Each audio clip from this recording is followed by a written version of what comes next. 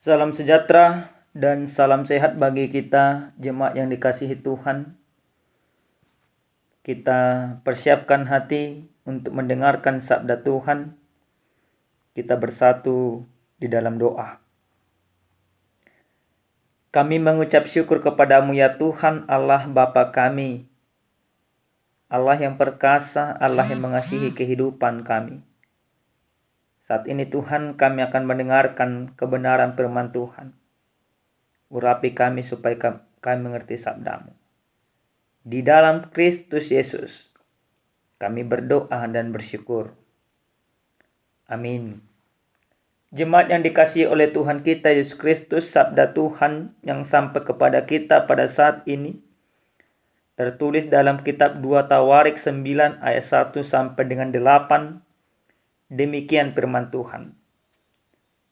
Ketika Ratu Negeri Seba mendengar kabar tentang Salomo, maka dengan pasukan pengiring yang sangat besar dan dengan unta-unta yang membawa rempah-rempah, banyak emas dan batu permata yang mahal-mahal, datanglah ia ke Yerusalem, hendak menguji Salomo dengan teka-teki.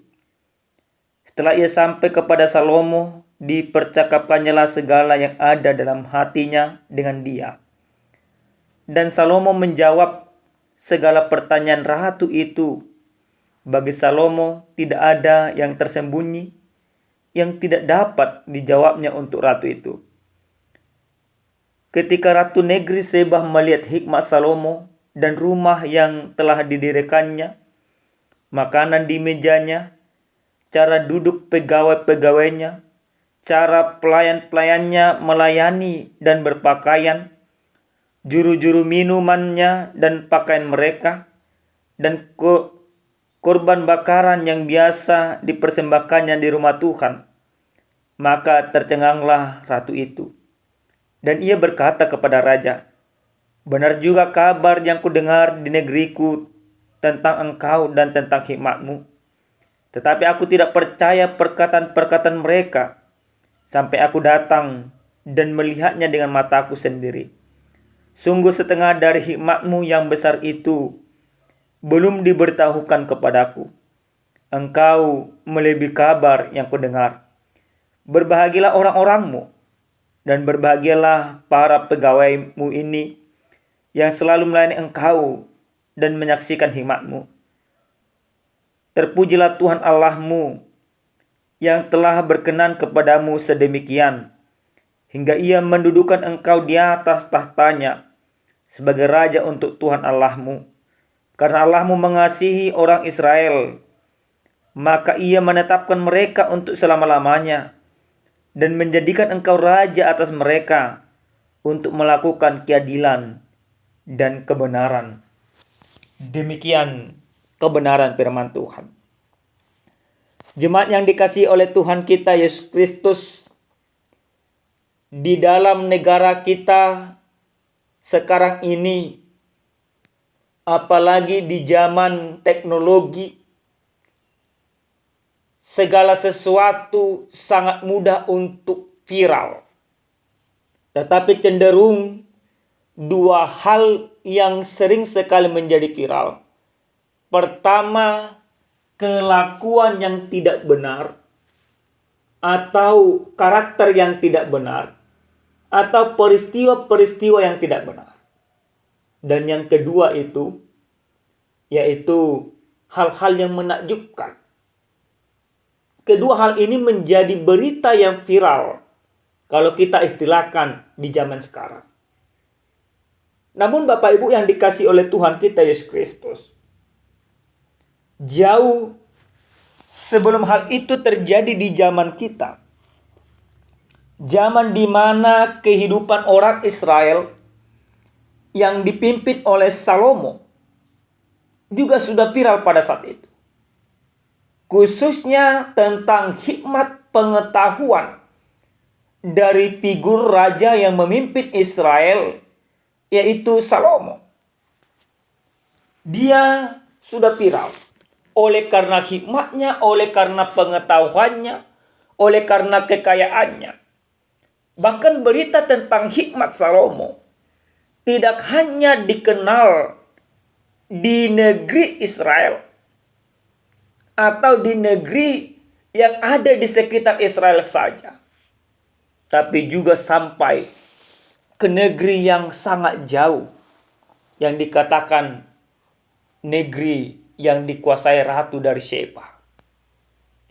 Nah, jemaat yang dikasihi oleh Tuhan kita Yesus Kristus, kalau kita baca memang di dalam penjelasan 2 Tawarik dan juga Samuel, di sana tidak ada diceritakan siapa nama ratu dari Sheba. Tapi menurut buku-buku penelitian-penelitian dikatakan bahwa ratu negeri Sheba itu sering disebut sebagai Makeda di Ethiopia, Nikaula di Roma, dan Bilqis di Arabia. Ratu Sheba mendengarkan akan hikmat Salomo. Namun apakah yang didengarkan ratu itu dipercayainya secara sepenuhnya? Tentu tidak.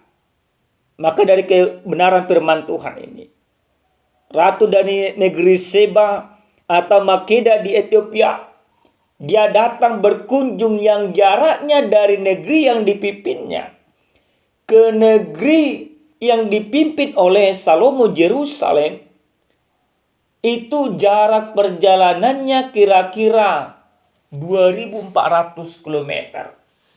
Atau perjalanan yang memakan hari hampir 60 hari. Dia datang ke sana. Dia sampai di sana. Dia bertemu dengan Salomo. Dan dia menguji Salomo dengan segala teka-teki. Tapi teka-teki yang dia sampaikan tentu bukan seperti teka-teki yang kita pahami. Karena Ratu Sheba ini juga orang yang pintar. Seorang ratu yang memimpin banyak daerah. Maka teka-teki yang dia bangun lewat kunjungan diplomatiknya, yaitu seputar bagaimana cara Salomo memimpin, bagaimana cara Salomo menjadikan negeri itu menjadi negeri yang makmur. Lewat kunjungan diplomatik itu, apa yang terjadi?